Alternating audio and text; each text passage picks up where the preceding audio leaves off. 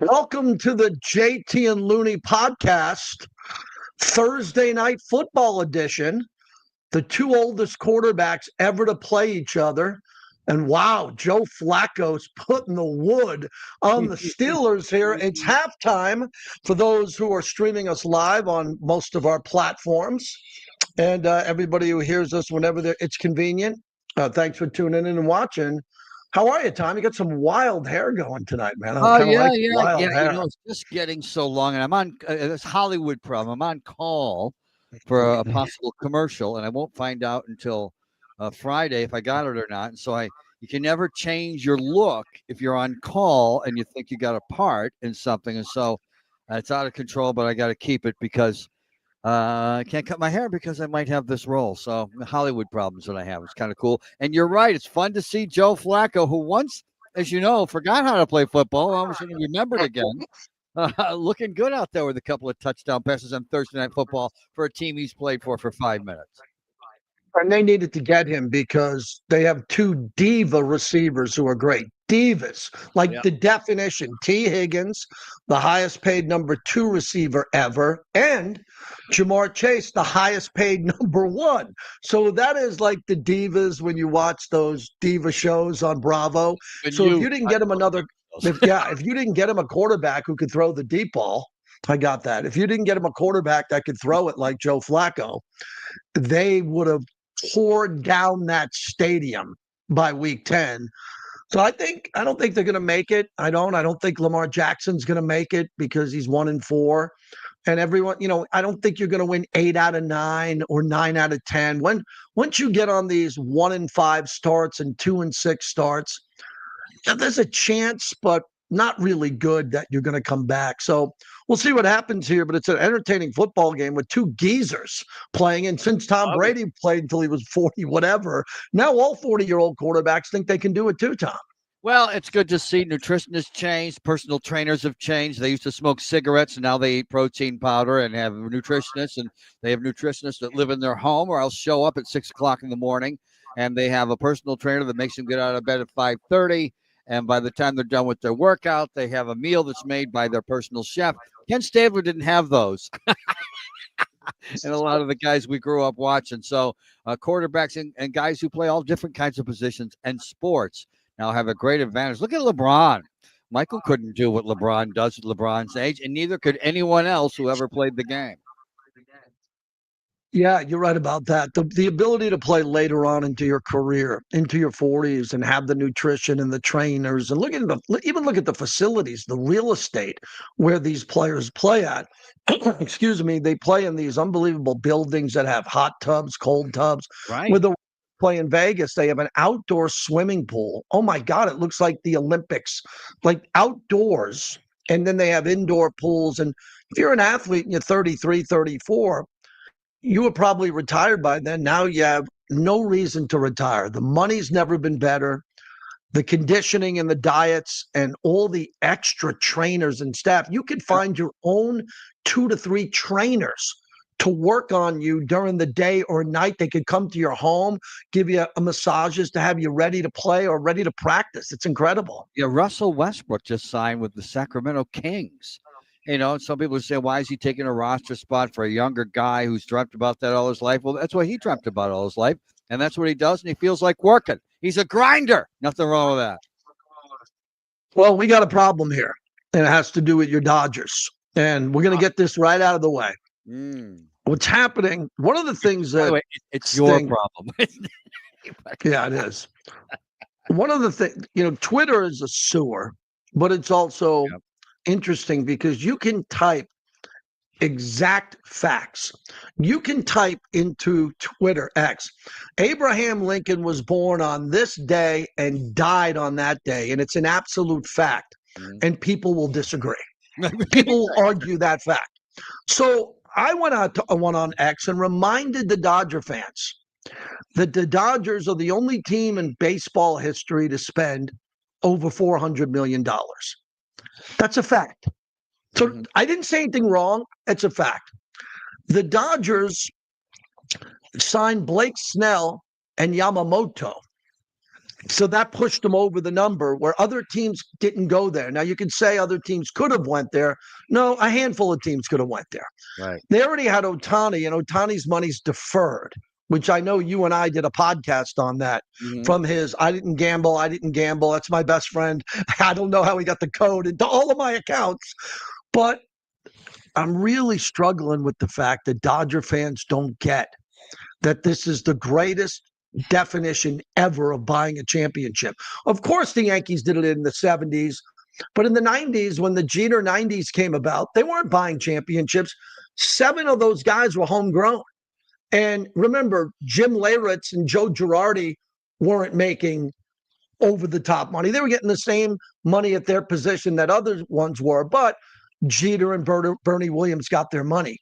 The Dodgers now have mercenaries all throughout that lineup who are getting paid an enormous amount of money over market value because their team is saying, no, 290, 300 million. We can't win with that much money. We can't win with 350 million. We got to go over 400 to buy this championship. And I really believe they're buying this one. And my Yankees have too, Tom. I'm admitting my Yankees have in the past. But why can't you Dodger fans come to grips with everything I'm saying being accurate? Well, I don't know that they know all the numbers, and I don't know that they care. And I don't care. I never cared how much athletes made. I don't think it should be public knowledge. I think that's unfair. I don't care. It's not my money. I don't care how much any franchise spends on players. I don't care. And again, just like I always talk about going forward on 4th down in your own territory, go ahead. It's not my coaching job. It's more drama. I like it, whether it's my team, whether it's yours. And I think the number one thing that you're wrong about, you're not wrong about that. That's just a fact. They're spending a lot of money and it's working. What you're wrong about is Mookie Betts not being Derek Jeter. You see Mookie Betts out there at shortstop? He's unbelievable. You're going to walk that back a little bit? He's been incredible. Yeah, he makes more money than Derek Jeter made back then, too. And it wasn't like Derek Jeter played in black and white photos. Right. There were no cell phones invented. But all I'm trying to do here is point out facts to Dodger fans. And if Dodger fans want to go, we don't care, we love our team, I'm not looking to pick a fight with them. Right, but you got to understand, if the Dodgers payroll is over 400 million and the Brewers is 125 million, you better effing believe that's the difference in this series. And the series is pretty tight. I mean, it's not like, the series is pretty tight.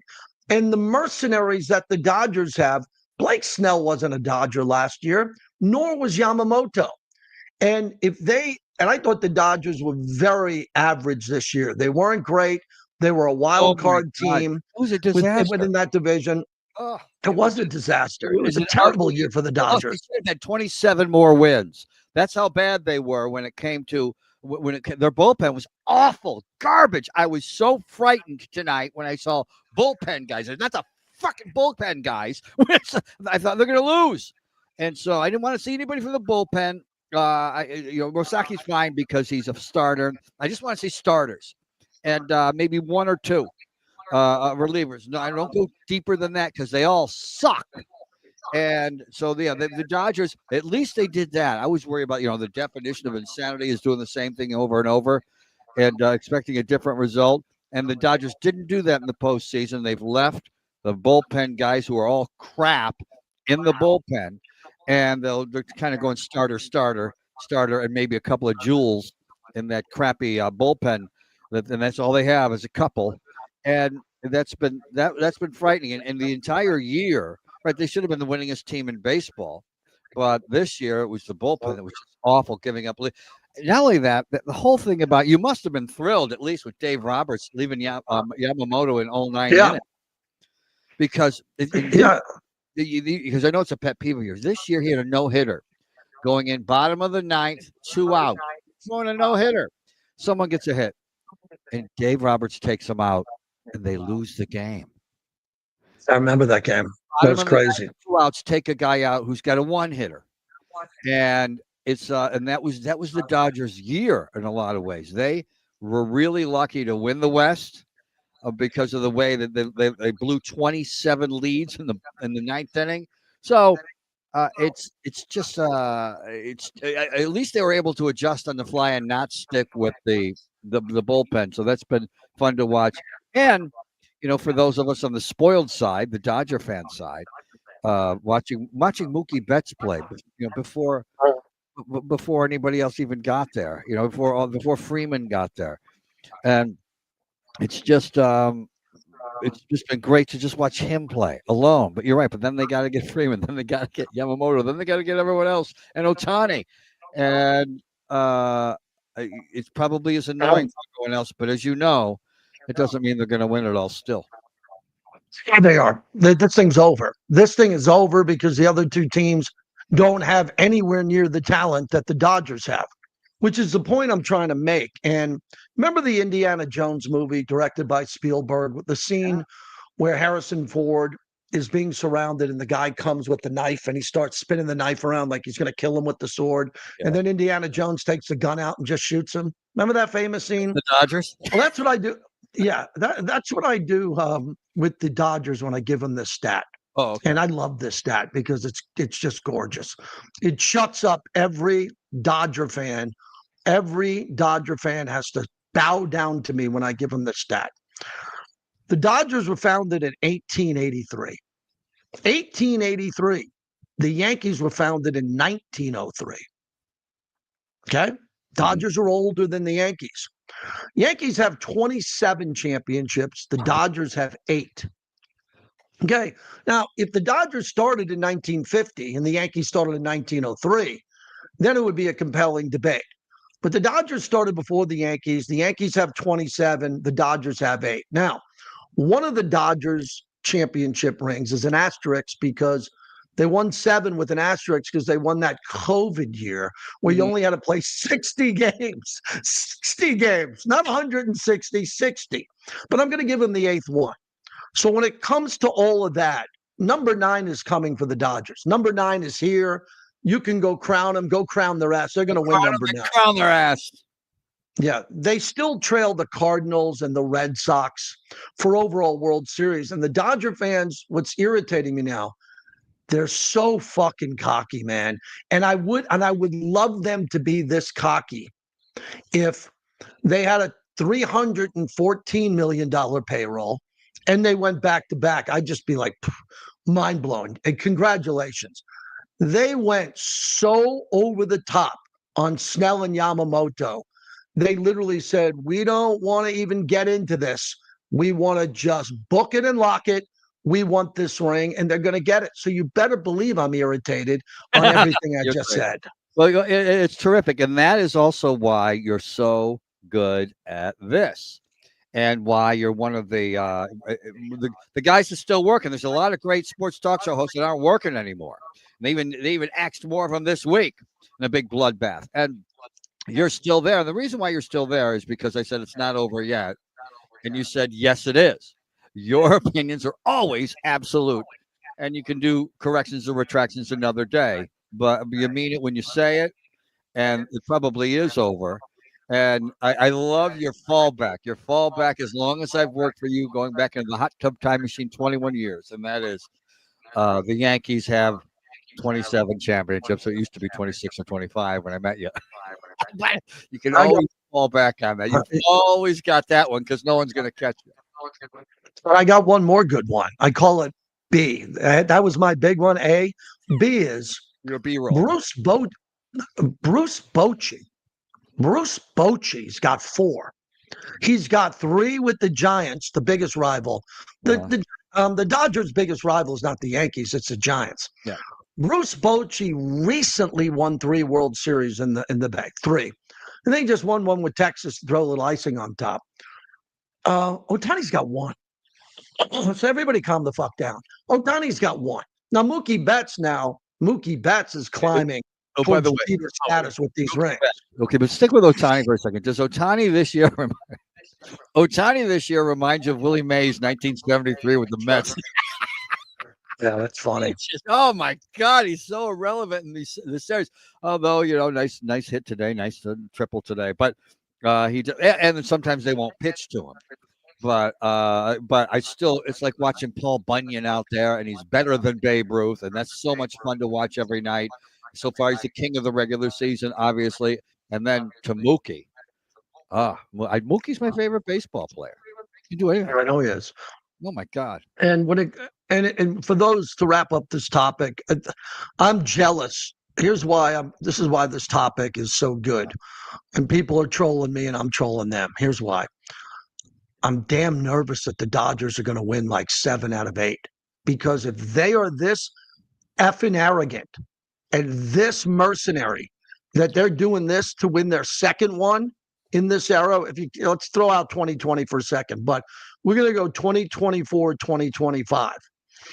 I think this is going to be bigger than the Duncan Spurs and the Steph Curry Warriors. I think if this ownership keeps saying $400 million and deferring a bit, they have $1 billion in contracts deferred. They found the loophole on how to get the best players and not pay them. If this works back to back, then I believe by 2030, they'll have, maybe on this run with Ohtani, they might have 4 or 5 more. Then that'll really piss me off for the Yankees and the Brewers and the Pirates and the Mariners and the Padres, because I think the Dodgers love this now. I think they found the formula. Spend as much as you can and then spend another $100 million to insure it. And you'll make it, even on the concessions and on T-shirt sales. Now, 2 things there we have to unpack. One thing was an incredible error on your part. The only NBA team you can compare them to this century is the Lakers. Screw the Spurs and Duncan. They won one every blue moon, and the Warriors don't count. The Lakers went 7 out of the first 10 years of this century, from 2000 to 2010. 7 out of the first 10 years to the NBA Finals. It was the Lakers who were dominating, not the Spurs and not the Warriors this century so far. And then they've won a couple since then. So it's you can't compare anyone's success in the NBA. There's the Lakers and then everyone else this century. And then when it comes to arrogance, and the arrogance that the Dodgers have, yes. I told you one of the titles of my books will be Arrogance is Beautiful. The way we get, and people use it as a pejorative all the time. No, that's how you get great medicine. That's why we don't live to 35 anymore. We live to 80, because somebody was arrogant enough to say, well, give me the books, give me the information. I can come up with a pill for penicillin, for HIV, for diabetes. I can come up with metformin for diabetes. All these arrogant people have come up with medicine to make us live forever. Arrogant people like Rush. Get out there. Not Rush Limbaugh, like him. Well, how about Rush Limbaugh? Yeah, I can do this. Give me a microphone. Or Rush the band.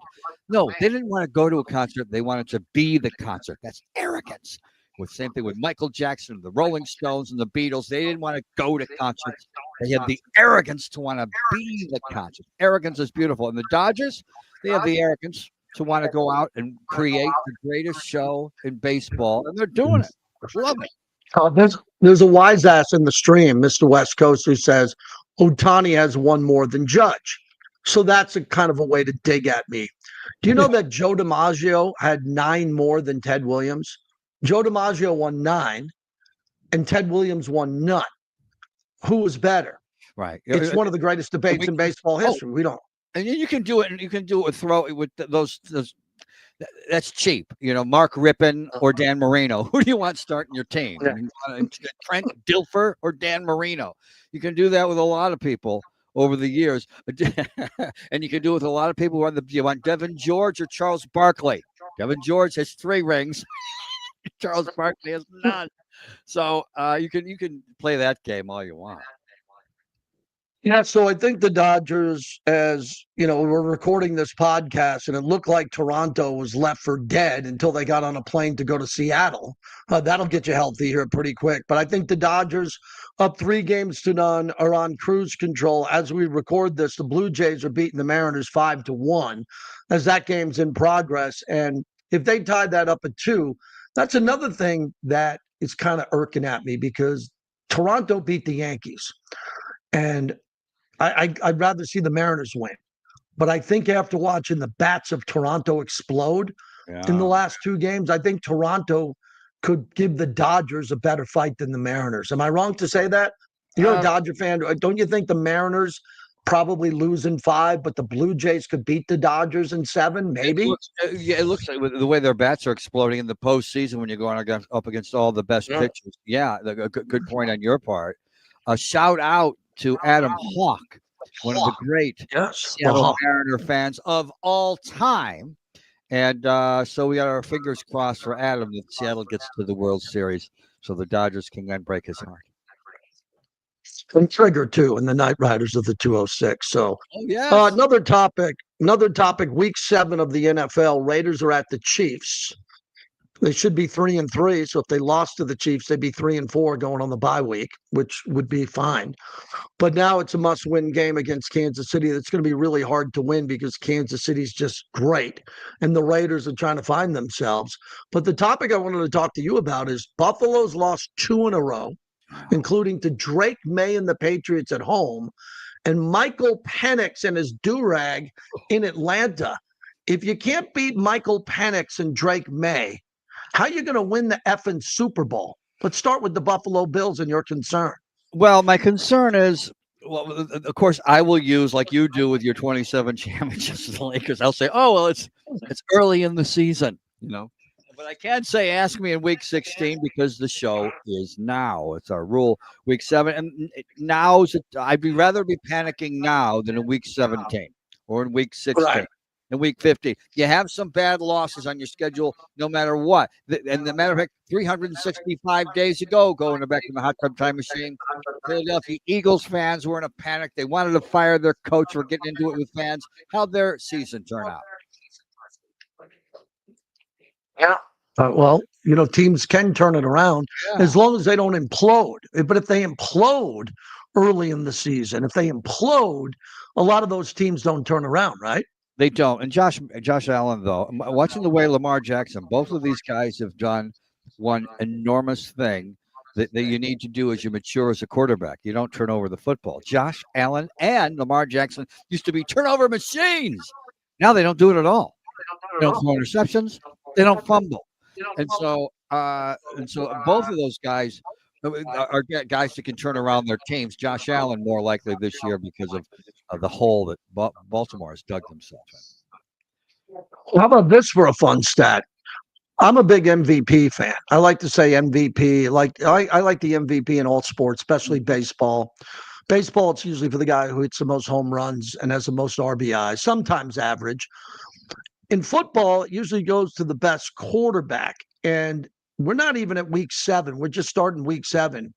Josh Allen's eliminated from the MVP. Joe Burrow, who could have won it last year, he was brilliant, didn't make the playoffs. He's eliminated. He's hurt for the year. Lamar Jackson's 1-4. He's out of it. The top 3 candidates of last year and the year before are eliminated. Yeah, I know. Isn't that crazy? And people, it is crazy. Although, if anybody can make a comeback, it might be Josh Allen because he's just playing. It's the rest of his team that's the problem. They had a bad game against the Falcons. We'll see if that continues, and it's not likely going to continue. But I see people are loving Baker Mayfield. What everyone didn't like about Baker Mayfield in Cleveland, people are loving, and all the commercials he used to do and how cocky he was. People are loving the exact same guy now because he's winning, coming back. A lot of great fourth quarter comebacks. You can't keep that up. You got to score a few touchdowns and keep your lead. We'll see if the Tampa Bay Buccaneers can do that because he can't keep pulling rabbits out of his hat every week, or maybe he can. Well, I'm happy I wasn't the guy who said I don't like Baker Mayfield because he wears his hat backwards. I'm happy I wasn't that guy. God forbid I was that guy there. But as of now, the 3 top candidates for MVP, Baker Mayfield, clearly the leader. Yeah. Baker Mayfield, who leads the league in passing, number 1, with 1,684 yards, 12 touchdowns, and only 2 interceptions.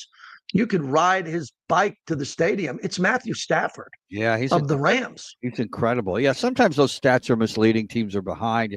Take a look at yardage, etc. It isn't always the key to who's the best quarterback in the NFL. But Matthew Stafford has probably always been top 5. And if you wanted the top 3, so I gave you Stafford, Baker Mayfield, without a doubt, coming in at number 2 or number 3, Daniel Jones. of the Indianapolis Colts, Oh. 5-1. Daniel Jones has thrown for 1,522 yards and 10 touchdowns, only 2 interceptions. That's MVP through 6 weeks. He's in the conversation. There is great chicken soup for the soul stories when it comes this year to the position of quarterback. It's incredible the way Sam Darnold is playing. Jared Goff continues to play incredibly after the Rams gave on him. Drake May is a green banana who's all of a sudden ripening before our eyes. Well, Jordan Love. These may be the good old days. When are the good old days? They could be now when it comes to quarterback and Baker Mayfield's comeback story. Aaron Rodgers is a top 10 quarterback when you take a look at the NFL quarterback ratings this week. And like Daniel Jones, Dak Prescott's not doing anything wrong in Dallas. There's a lot of fun quarterbacks to watch. Yeah, it's a crazy year. I think the other big topic that I've been talking about on all platforms is it's been really bad football this year. Everything goes in cycles. One year you could get all the turnovers and the next year you don't, and that ebb and flow happens. But there's been a lot of bad football this year. Documented special teams, block kicks, missed kicks, just some really bad football. Kansas City played the first game since leather helmets where they had no turnovers, no penalties, and only punted once. How does Kansas City get that? Joking. How does Kansas City play a game without no penalties? Which is fascinating. But I think another sleeper team I just wanted to mention, there's a lot of good teams out there. Jacksonville was kind of fun for a while, but remind everyone why I shouldn't say this and stop me. Oh, well, yeah, Jacksonville. There's always been some radioactive teams you should just stay away from. And it doesn't take a genius to say this. I just happen to have a microphone and people believe I am because I got it. But nevertheless, Jacksonville, Cleveland Browns. And I always used to say the Chargers, although now it's different with Harbaugh. But yeah, just stay away from the Jacksonville. And the Patriots are 4-2. The Patriots are 4-2. They lost their first game of the year to the Raiders in the rain at home. And now, ever since then, they've been on fire. They've won 3 in a row. And Mike Vrabel's a good coach. They got a good young quarterback who makes good decisions. And they tend to win a lot of games when they're playing well at home. So that's another team I want you to keep an eye on there. And, then we got the coaches on the hot seat, which is a hot topic for me this week. Mike McDaniel can no longer speak. He fell to the Jimmy Fallon disease. He used to be able to talk. He used to be able to talk. Now he can't go to a microphone without going, So Mike McDaniel's going to get fired. They already fired Brian. And Tua just apologizing, but it took him, by the way, it was like every once in a while, and I'll just look in the mirror with this too. You'll ask me a question and I will answer in 1,000 words rather than 10. Tua did that with his apology, saying, I lost my right. I should have just said, I lost my righteousness with what I said last week. I shouldn't have said that. Boom. And instead, his apology was like diarrhea, blah, blah, blah, blah, blah. So both those guys suffering in front of microphones. God. Yeah, Brian Dable of the Giants put Jackson Dart in, which was smart. That might save his job. Yeah. But here's the big one. Aaron Glenn's 0-6 with the Jets. The Jets had the worst box score maybe in NFL history in London. And how lucky are the Denver Broncos that they've already beat the Titans and they beat the Jets 13-11 as they sacked the Jets 11 times. They deserve credit for that. But Justin Fields threw for 45 total yards in the game, 10 yards net. And we exported that garbage, that hot, steaming garbage. We exported that game to London, Tom. You want a story? We can do 40 minutes without a break. We gave London that game. Can you believe it? Do you remember, it was probably as recently as this morning, but it's been a lot of mornings, when I will text you, we'll be watching sports talk shows on TV. And I'll be saying, they're talking about the Jets. Somebody make a phone call. Tell them to stop talking about the Jets. Yeah, people have this obsession with talking about the Jets. Anyone who saw the New York Jets win a Super Bowl is dead. And nobody's ever seen the New York Jets do anything well. So I always think it's absolute suicide for your sports talk radio show, television or radio, to talk about the Jets, because nothing's new with the Jets. These are the Jets of our lifetime, JT, of our lifetime. I saw an amazing documentary, John Candy, I Like Me. It's streaming on Amazon Prime. It was life altering for you and me, especially because my radio mentor and your dear friend, Andrew Ashwood, who passed away, was the John Candy Yes, he was. talk radio. Yeah, He right. was as heavy as John Candy. Andrew had the same sense of humor as John Candy, Yep. identical. And they had the same mannerisms, the way they laughed, the way they hugged, the way they Yes. brought people together. And I really can't wait for you to watch this because it had everything in a documentary. It was directed by Colin Hanks, Tom Hanks' son. Mhm. Tom Hanks had a nice role in it because he was in the movie Splash with that made John Candy a star. John Candy was a star on Second City Mhm. television in Canada. Then he was in Stripes, was his big first movie with Bill Murray in Stripes. And he was in so many movies, so many good movies. And then he hooked up with John Hughes. Oh my God. John Hughes, Yep. who was his own genre of comedy. Then he hooked up with Steve Martin, who he never knew, for Planes, Trains, and Automobiles, which he should have got an Academy Award nomination. He was that good for Best Supporting. Then he hooked up with Kevin Costner in a dramatic role in JFK. And oh my God, Tom, he could never say no to anybody. Never. He was the co-owner of the Toronto Argonauts football team with Wayne Gretzky. Remember that shyster, Bruce McNall? Yes, he owned the Kings. Yeah, LA And, Kings. and Yeah. he gave Bruce his money and his time for that. But you have to see this movie because it's one of the only people that I can name out loud. You'd like everybody to like you. Right. You want everybody to respect you. After my Dodgers rants the last 2 days, I don't think I'm going to win that battle. But every single person, and I'm not exaggerating, everyone loved John Candy. He's the shining example of the person you would say no one had a bad word to say about him. And you think other people have that? No, other people don't have it the way John Candy did. And I watched the doc. Oh, one quick thing before I go to what I was watching. Bruce McNall, who owned the Kings and built quite an empire, built it with telling banks he owned Honus Wagner baseball card. Remember? So he had this Honus Wagner baseball card worth $12 million, and he always would tell banks that he had that. He didn't have it. They never made him show it. And so he built his whole empire on this fiction that he had a Honus Wagner baseball card that he never did own. Yeah, but he was quite the big shot for a long time. That would be He an was. documentary. Now did you watch Still, the Michael J. Fox documentary? I did not. No. Oh, it's on Apple TV. It is so good. And he was on a roll for a while, which you kind of forget about, just like almost like Charlie Sheen and their contemporaries. He was on a roll for a while. It was one hit after another. He made Back to the Future at night and filmed Family Ties during the day. And had a guy he would sleep in the car and have a guy wake him up and carry him to the limousine, and he was burning a candle at both ends, and that's a good thing he did, because by the time he was 29, he and only he knew that he had Parkinson's, maybe his wife Tracy, and he kept that quiet for a long time, kept props in his hands so that you wouldn't see him twitching.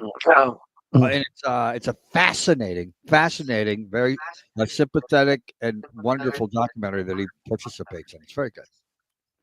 It's called Still. Well, next week we'll take a break in the podcast. I'm going to go visit mom and dad in Florida, taking one of my sons, and then we're going to go there. My dad's 87, my mom's 85.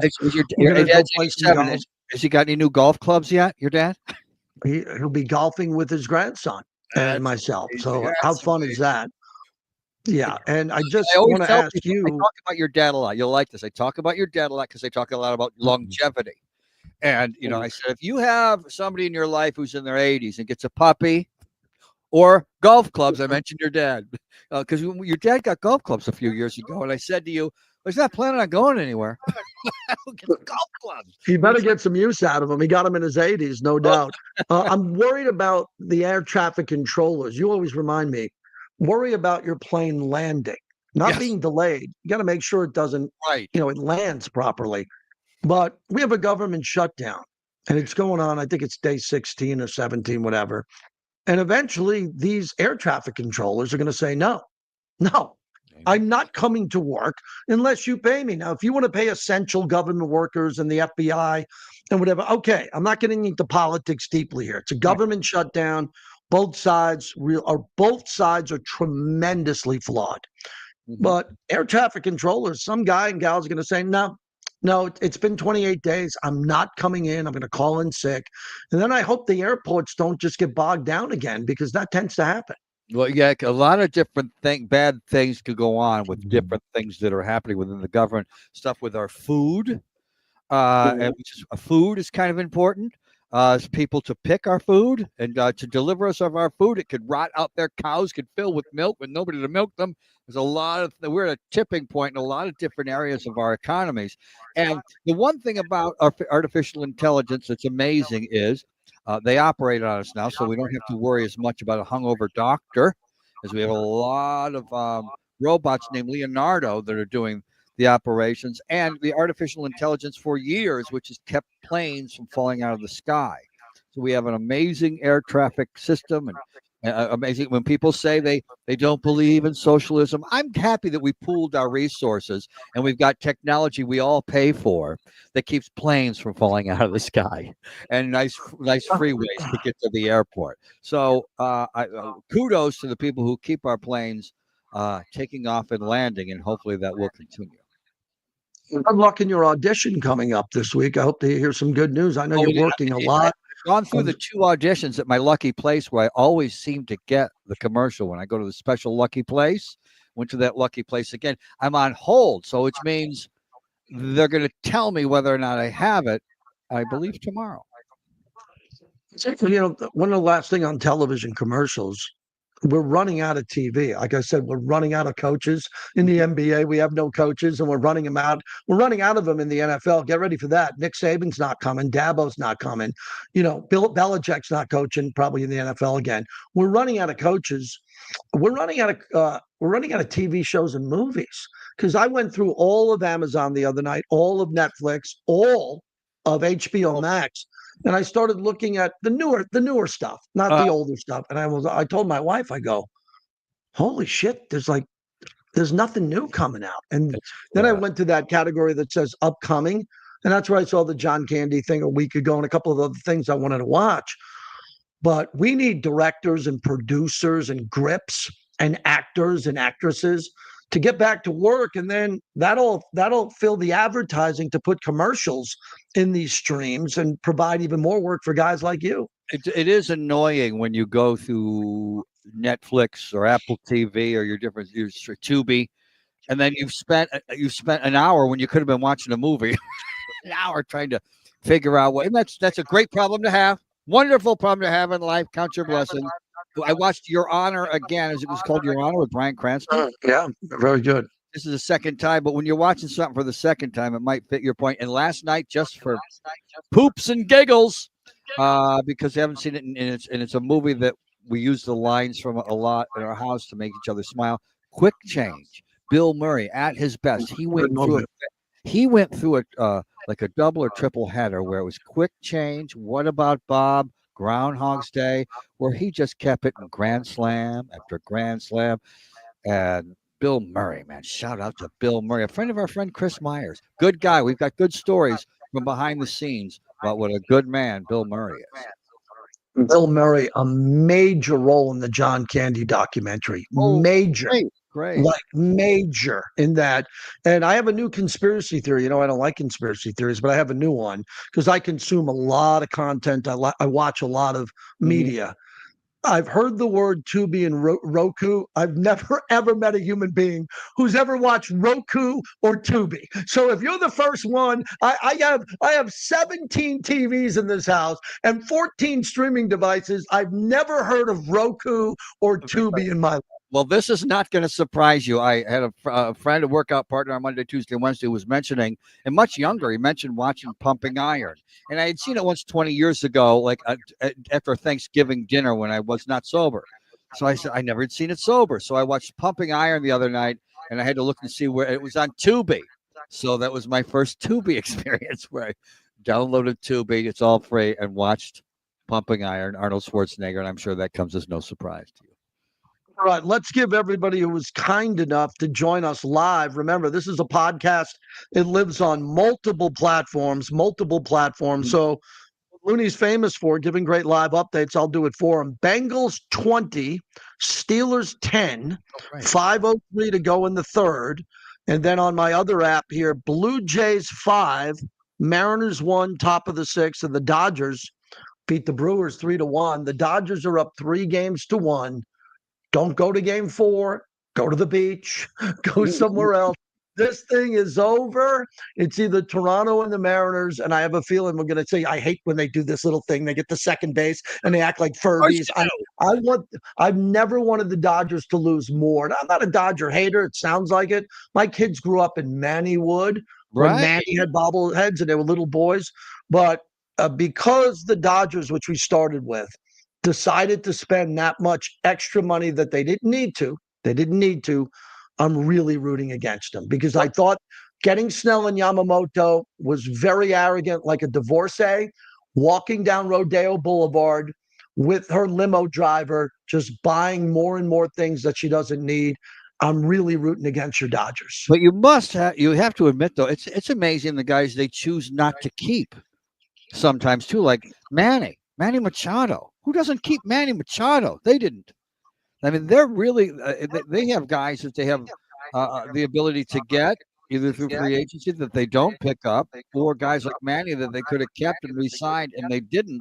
So they still have some. Andy Friedman's one of the guys, the muckety mucks for the Dodgers, who's making the right moves that are pissing you off. Thanks for watching and listening to the JT and Looney podcast.